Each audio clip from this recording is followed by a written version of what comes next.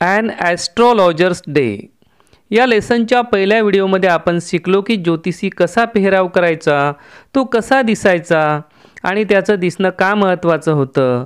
तो आपल्यासोबत एक बॅग ठेवायचा, त्या बॅगमध्ये कोणत्या वस्तू होत्या, ज्योतिषी हा घर सोडून का आला होता, तो किती दूर आला होता, तो कुठे राहत होता, तो ज्या ठिकाणी त्याचा व्यवसाय करायचा ते ठिकाण कसं होतं, किती वर्दळीचं होतं, त्यामुळे त्याला किती फायदा होत होता, त्या ठिकाणी कुठली लाईटिंगची व्यवस्था होती, ज्योतिषी कसा होता, तो लोकांना कसा ओळखत होता, त्या ज्योतिषामध्ये कुठली क्वालिटीज होती, कोणते गुण होते, ह्या सर्व गोष्टींचा अभ्यास आपण पहिल्या व्हिडिओमध्ये केलेला आहे. आता बघूया next part of this video. And friends, if you haven't subscribed my channel yet, please subscribe the channel to get notifications of all upcoming videos. You look so careworn. It will do you good to sit down for a while and chat with me.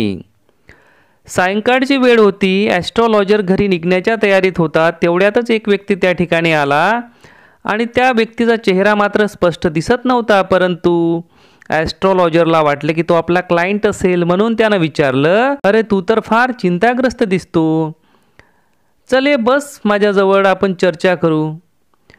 असं म्हटल्यावर the other grumbled some reply vaguely. तो अस्पष्टपणे म्हणजे vaguely काहीतरी grumbled म्हणजे काहीतरी गुरगुरला. The astrologer pressed his invitation. ॲस्ट्रॉलॉजरने त्याला परत परत समजावलं की बस खाली, मी तुला काहीतरी सांगतो. Whereupon the other thrust his palm under his nose, saying, "You call yourself an astrologer?" आणि ॲस्ट्रॉलॉजर त्याला काहीतरी सांगत होता, तेवढ्यातच त्याने त्याचा हात सरळ ॲस्ट्रॉलॉजरच्या नाकाखाली पकडला आणि ॲस्ट्रॉलॉजरला तो म्हणायला लागला, तू स्वतःला ॲस्ट्रॉलॉजर समजतोस? म्हणजे एकतर त्याला कुठल्याही ज्योतिषावर विश्वास नव्हता किंवा त्याला असं वाटत होतं की त्याला जे काही पाहिजे होतं ते कुठलाही ज्योतिष त्याला देऊ शकणार नाही, म्हणूनच तो थोडा उद्धटपणे त्या ॲस्ट्रॉलॉजरसोबत वागत होता. आता त्याचं हे वर्तन पाहून ॲस्ट्रॉलॉजरसुद्धा थोडा चकित झाला होता. The astrologer felt challenge and sed, tilting the other palm toward the green shaft of light. आता त्या ठिकाणी जो एक शाफ्ट ऑफ लाईट होता ग्रीन, त्या ग्रीन शाफ्टमध्ये त्याने जो त्याच्या नाकासमोर हात पकडला होता, त्याच हाताला त्याने पकडले आणि त्याला टिल्टिंग करत त्याला ग्रीन शाफ्ट ऑफ लाईटमध्ये नेलं. आणि तो त्याचा हात पाहून ॲस्ट्रॉलॉजर त्याला म्हणू लागला, युअर्स इज अ नेचर. तुझा स्वभाव असा असा आहे. असं म्हटल्याबरोबर, ओ स्टॉप दॅट. तो स्ट्रेंजर म्हणाला, अरे थांब. The other sed, tell me something worth while. मला काहीतरी मुद्द्याचं सांग, कामाचं सांग. मला हे सांगू नको की माझा स्वभाव कसा आहे, काय आहे, मला जे पाहिजे ते सांग. आणि असं म्हटल्यामुळे अवर फ्रेंड फेल्ट पिक्ड. आता अशा वर्तनामुळे ॲस्ट्रॉलॉजर थोडा चिडला, परंतु त्याने आपला राग दाखविला नाही. I charge only 3 pies per question and what you get ought to be good enough for your money. मी एका प्रश्नासाठी 3 पैसे घेतो आणि त्या बदल्यात तुला जी माहिती मिळेल ती तुझ्यासाठी फार चांगली राहील, good enough. At this the other withdrew his arm, took out an anna and flung it out to him, saying, I have some question to ask. असं म्हटल्याबरोबर त्याने दुसऱ्या हाताने एक आणा आपल्या पॉकेटमधून काढला आणि तो फ्लंग केला, फेकला याच्याकडे आणि म्हणाला, माझे काही प्रश्न आहे, मी तुला काही प्रश्न विचारणार आहो. And if I prove you are bluffing, you must return that anna to me with interest. जर मला वाटलं की तू ब्लफिंग करत आहे, खोटं बोलत आहेस, तर तुला तो आणा मला व्याजासह परत करावा लागेल. If you find my answer satisfactory will you give me 5 rupees.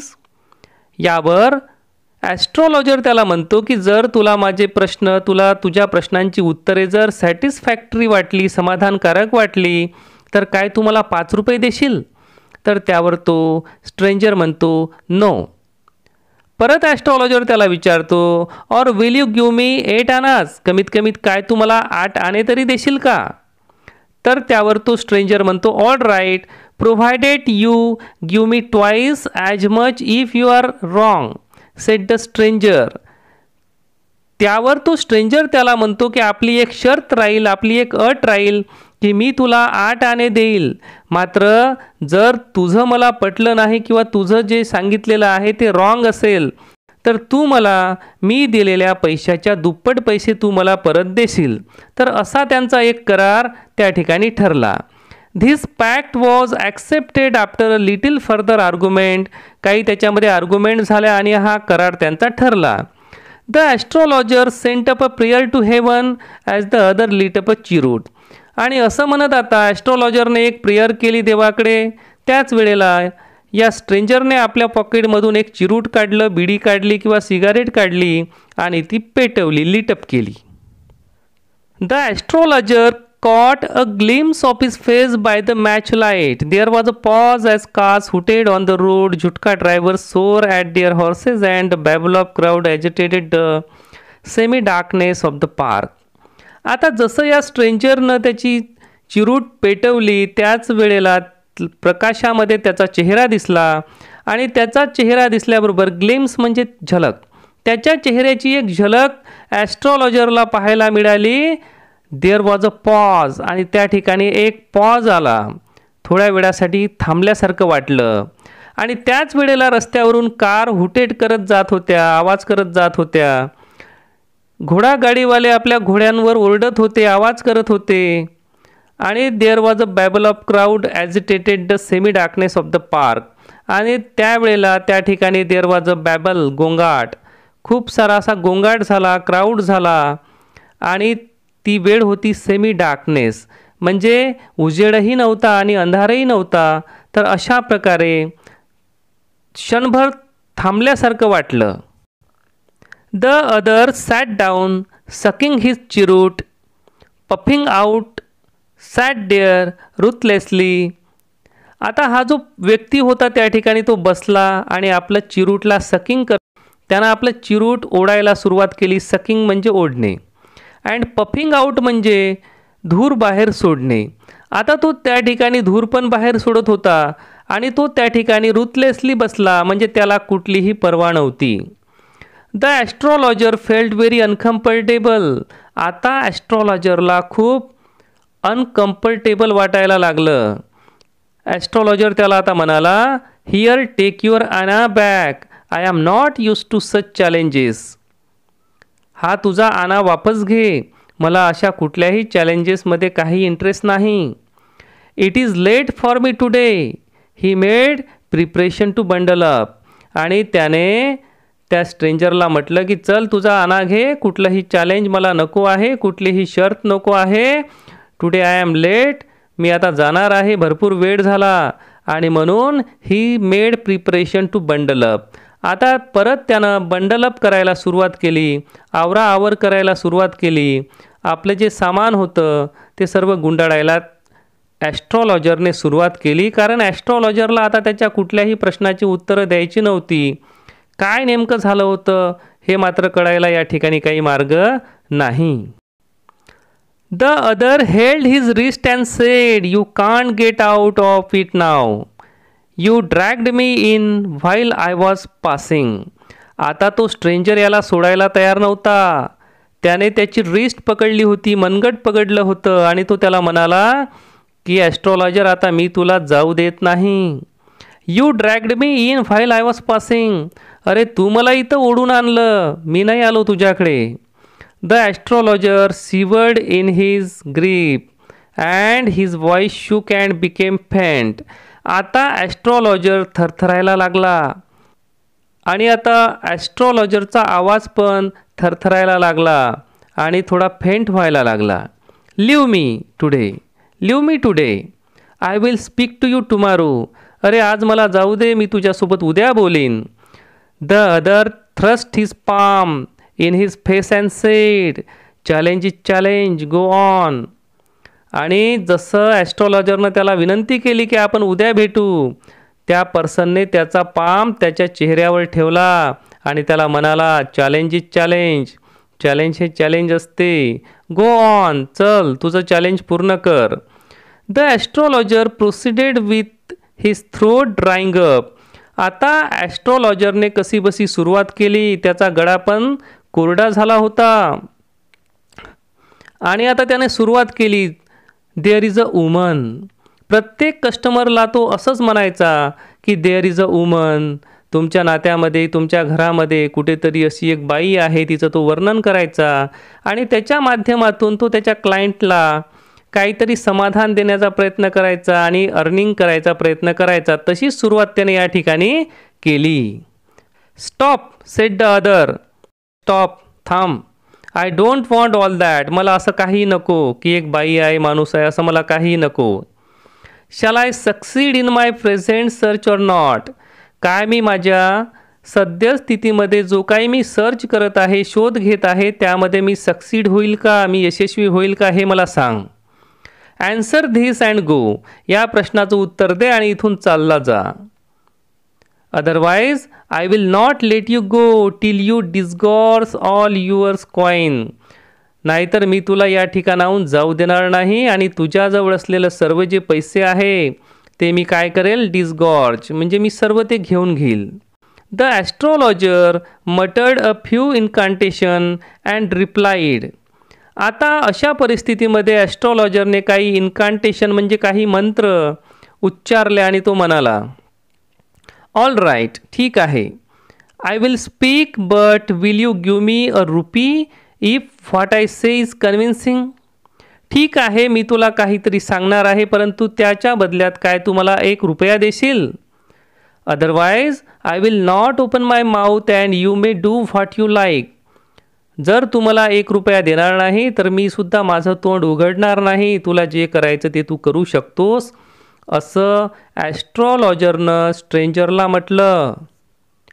After a good deal of haggling. Haggling म्हणजे भाव करणे, बार्गेनिंग करणे. The other agreed. Front person agree झाला, तो व्यक्ती मान्य झाला. The astrologer said. आणि आता ॲस्ट्रॉलॉजर त्याला सांगायला लागला, त्याचं भविष्य सांगायला लागला. You were left for dead. Am I right. ॲस्ट्रॉलॉजरने सुरुवात केली.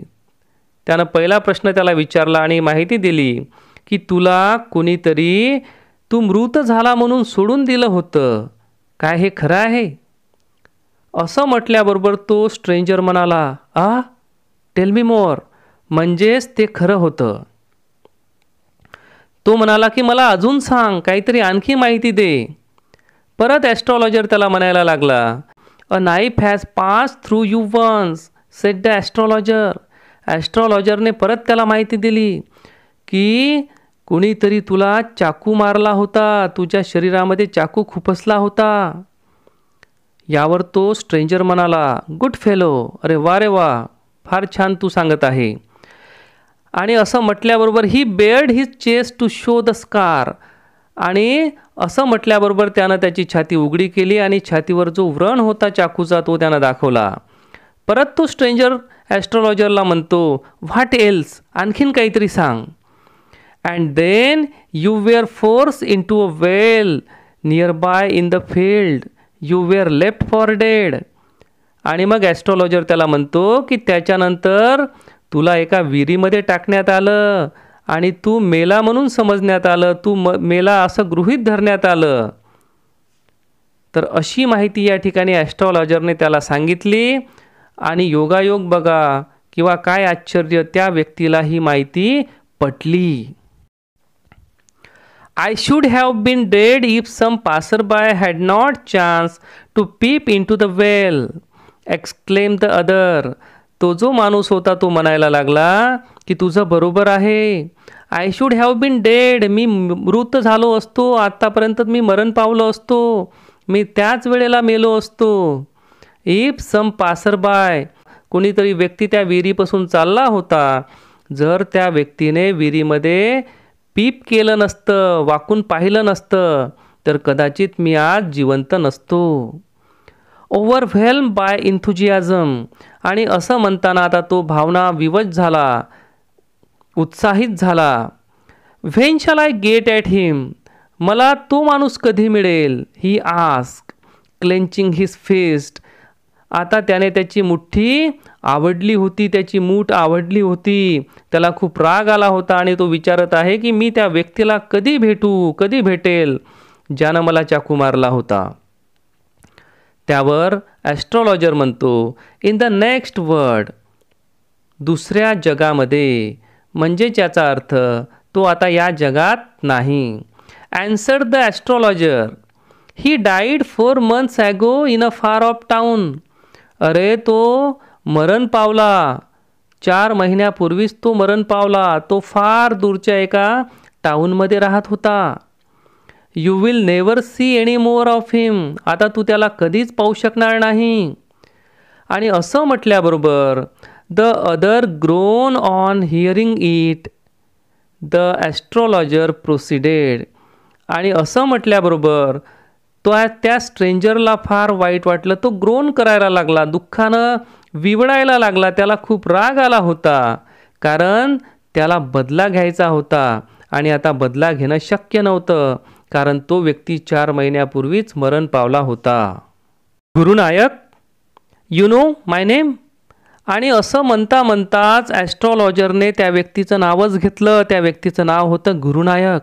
जसं त्याचं नाव घेतलं, जसं त्याचं नाव उच्चारलं, तसाच तो म्हणाला, यू नो माय नेम, तुम्हाला माझं नाव माहीत आहे. The other sed taken a back. आणि असं म्हटल्याबरोबर लगेचच तो थोडासा मागं सरकला. आता त्या गुरुनायकला, म्हणजे त्या स्ट्रेंजरला आता असं वाटलं की हा जो ॲस्ट्रॉलॉजर आहे हा फार महान आहे, फार हुशार आहे, म्हणून तो आता थोडा मागं सरकला. As I know all other things Gurunayak, listen carefully to what I have to say. Gurunayak, मला काही गोष्टी माहीत आहे, त्या मी तुला सांगणार आहे, परंतु केअरफुली माझं तू ऐक. Your village is 2 days journey due north of this town.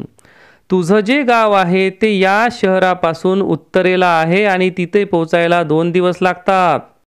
Take the next train and be gone. लगेचच पुढची ट्रेन पकड आणि आपल्या गावाला जा. I see once again great danger to your life if you go from home. मला तुझ्या जीवनामध्ये परत डेंजर दिसत आहे, धोका दिसत आहे. जर तू घरापासून बाहेर पडला तर तुझ्यावर परत एखादा अटॅक होऊ शकतो. He took out a pinch of sacred ash and held it to him. आणि असं म्हणत ॲस्ट्रॉलॉजरने त्याच्याजवळ असलेली सॅक्रिड ॲश, राख त्याला दिली आणि म्हणाला, rub it on your forehead and go home. ही तुझ्या कपाळावर लाव आणि तू घरी जा. Never travel southward again. दक्षिणेकडे कधीच प्रवास करू नको. And you will live to be 100. आणि जर तू असं केलं तर तू 100 वर्ष जगशील. तर अशा प्रकारे आता त्या गुरुनायकला ॲस्ट्रॉलॉजरने एक सल्ला दिला की तू इकडं कधीच येऊ नको, तू आपल्या गावाला राहा आणि तिकडेच राहा. Why should I leave home again, the other said reflectively. आता गुरुनायक रिफ्लेक्टिव्हली म्हणाला की अरे आता मी माझं घर कशासाठी सोडू. I was only going away now and then to look for him and to choke out his life if I met हिम.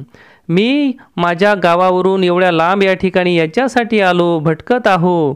मला त्या व्यक्तीचा शोध घ्यायचा आहे ज्यानं माझ्यावर वार केला होता, मला मरणासाठी विहिरीत टाकलं होतं आणि मला त्या व्यक्तीला मारायचं होतं, त्या व्यक्तीचा मला खून करायचा होता, त्याला चोकआउट करायचं होतं, पण आता हे शक्य होणार नाही. ही शूक हिज हेड रिग्रेटफुली. आता त्यानं त्याचं डोकं पश्चातापाच्या भावनेने हलवलं. आता त्याला पश्चाताप होत होता की अरे मी त्या व्यक्तीला मारू शकलो नाही, याचा त्याला पश्चाताप होत होता. He has escape my hands. तो माझ्या हातातून निसटून गेला. I hope at least he died as he deserve. आणि गुरुनायक परत ॲस्ट्रॉलॉजरला विचारतो की काय त्याला जसं मरण यायला पाहिजे होतं तसाच तो मेला असेल ना. तर यावर ॲस्ट्रॉलॉजर म्हणतो, yes said astrologer, he was crushed under a lorry. तो एका लॉरीखाली आला आणि क्रश झाला, त्याला एका ट्रकने चिरडलं. The other looked gratified to hear. आणि जसं ॲस्ट्रॉलॉजरने त्याला सांगितलं की तो ट्रक खाली येऊन चिरडल्या गेला, हे ऐकून गुरुनायकला फार समाधान वाटलं. The place was deserted by the time the astrologer picked up his articles and put them into his bag. आता गुरुनायक आपल्या घराकडे निघाला होता आणि ॲस्ट्रॉलॉजरने सुद्धा त्याचं सामान बंडल अप केलं होतं and he had also started to go back to his home. The green shaft of light was also gone. हिरव्या रंगाचा प्रकाशाचा मंद लाईट होता. तो उजेडसुद्धा आता पूर्णपणे संपला होता. Living the place in darkness and silence. आता ॲस्ट्रॉलॉजरनं ते प्लेस सोडलं होतं. भरपूर रात्र झाली होती आणि अतिशय शांतता सगळीकडे पसरली होती. The stranger had gone off into the night after giving the astrologer a handful of coins. आणि आता तो स्ट्रेंजर त्या ठिकाणाहून निघून गेला होता आणि जाता जाता त्याने एक मूठभर कॉईन्स ॲस्ट्रॉलॉजरला दिले होते, कारण तो आता खुश झाला होता. It was nearly midnight when the astrologer reached home. His wife was waiting for him at the door and demanded an explanation. He flung the coins at her and said, "Count them. One man gave all that." आता भरपूर रात्र झाली होती. ॲस्ट्रॉलॉजरची पत्नी त्याची वाट पाहत होती. जसा ॲस्ट्रॉलॉजर घरी गेला त्याची पत्नी दारावरच होती आणि घरी गेल्याबरोबर तिने इन्क्वायर केलं, विचारलं की तुम्ही एवढा वेळ कुठे होते, तुम्हाला कसा काय उशीर झाला. असं विचारल्यानंतर ॲस्ट्रॉलॉजरने त्याच्याकडे जे हँडफुल कॉईन्स होते ते त्यानं काढले आणि आपल्या पत्नीकडे त्यानं ते भिरकावले, आपल्या पत्नीकडे ते दिले आणि तो तिला म्हणाला, काउंट देम, मोज यांना, मला एका माणसानं हे दिलेले आहे. आता त्याच्या पत्नीने कॉईन मोजले आणि ती म्हणाली 12.5 आनाज, 12 आणि अर्धा म्हणजे 12.5 आणे. She said counting. She was overjoyed. आणि तिला फार आनंद झाला होता, कारण या ॲस्ट्रॉलॉजरला दिवसाचे एवढे पैसे कधीच मिळाले नव्हते.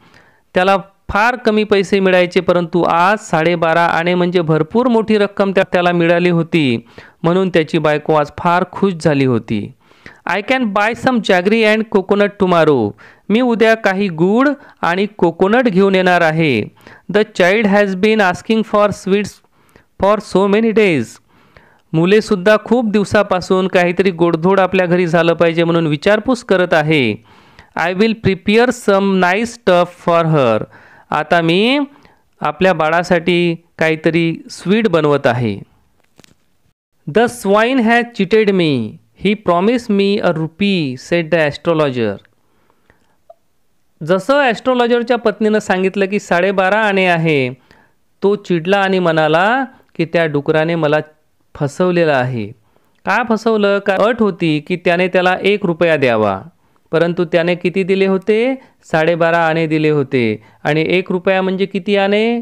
16 आणे. याला 16 आणे हवे होते आणि मात्र त्याला 12.5 आणे मिळाले होते, म्हणून तो चिडला. सी लुक्ड अप ॲट हिम. त्याच्या पत्नीने त्याच्याकडे पाहिलं आणि ती त्याला म्हणाली, यू लुक वरीड. तुम्ही चिंताग्रस्त दिसता. What is wrong? काय झालं? काय वाईट झालं? यावर ॲस्ट्रॉलॉजर म्हणतो, नथिंग. काही झालं नाही. After dinner sitting on the pyol. जेवण झाल्यानंतर ते पियोलवर बसले. पियोल म्हणजे एक फर्निचर, बाकडा, लाकडाचा किंवा कडप्प्याचा लाकडा किंवा वेगळं काहीतरी फर्निचर ज्याच्यावर आपण टेकून बसू शकतो. तर ते पियोलवर बसले. He told her. आणि त्यावेळेला ॲस्ट्रॉलॉजरने तिला सांगितलं, do you know a great load is gone from me today. आज माझ्यावरचं एक फार मोठं लोड निघून गेलं. I thought I had the blood of a man on my hands all these years. या सर्व दिवसांमध्ये माझ्यावर एक लोड होतं, बर्डन होतं, एक मानसिक दडपण होतं. मला असं वाटत होतं की माझे हात कोण्यातरी व्यक्तीच्या रक्ताने माखलेले आहे. मी कुणाचा तरी खून केलेला आहे. मी खुनी आहे असं मला वाटत होतं. That was the reason why I ran away from home. आणि तेच तर कारण होतं मी घरापासून का इथं आलो. Settled here. मी या ठिकाणी सेटल झालो. And married you. पण आज मला माहीत झालं ही इज अलाइव्ह. तो जिवंत आहे आणि म्हणून मला आज फार रिलॅक्स वाटत आहे. हे ऐकून त्याची पत्नी सी गास. हे ऐकल्याबरोबर त्याच्या पत्नीला फारच आश्चर्य वाटलं. जे आश्चर्य व्यक्त केलं. She gasps. You tried to kill him. तुम्ही कुणाला तरी ठार मारण्याचा प्रयत्न केला, कारण हा ॲस्ट्रोलॉजर होता. एक सॅक्रेड पर्सन म्हणून तो आज लाईफ जगत होता. त्याचा पेहराव, त्याचं सर्व एकंदर वर्तन हे अतिशय एखाद्या पवित्र माणसासारखं होतं, गुणी माणसासारखं होतं, सद्गुणी माणसासारखं होतं. याच्या बायकोलाही माहीत होतं की आपला नवरा हा सद्गुणी आहे. परंतु आज जेव्हा त्यानं सांगितलं की मी एका व्यक्तीला ठार मारण्याचा प्रयत्न केला, हे ऐकून त्याच्या पत्नीला आश्चर्य वाटलं.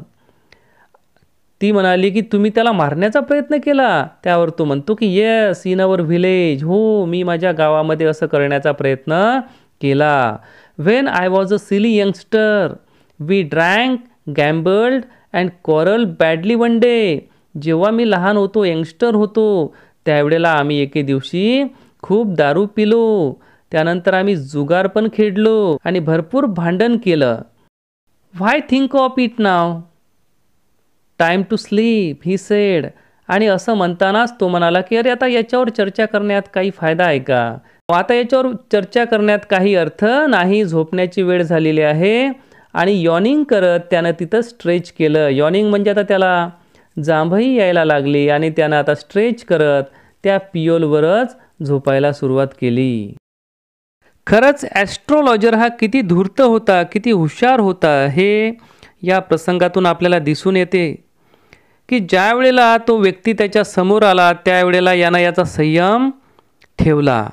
जर हा घाबरला असता किंवा यानं सांगितलं असतं की मी तोच व्यक्ती आहे ज्यानं तुला मारलं, तर कदाचित त्या व्यक्तीनं याला मारून पण टाकलं असतं. परंतु सिच्युएशनला अतिशय चालाखीने, आपल्या बुद्धीने हाताळत त्याने आपल्यावर आलेलं संकटही दूर पळवलं आणि भविष्यामध्ये आता आपल्यावर कुठला हल्ला होणार नाही किंवा तो व्यक्ती आता आपल्यासमोर येणार नाही याची पण व्यवस्था केली. जर आपल्याला हा व्हिडिओ आवडला असेल आणि आपण या चॅनलला सबस्क्राईब केलेलं नसेल तर अवश्य करा.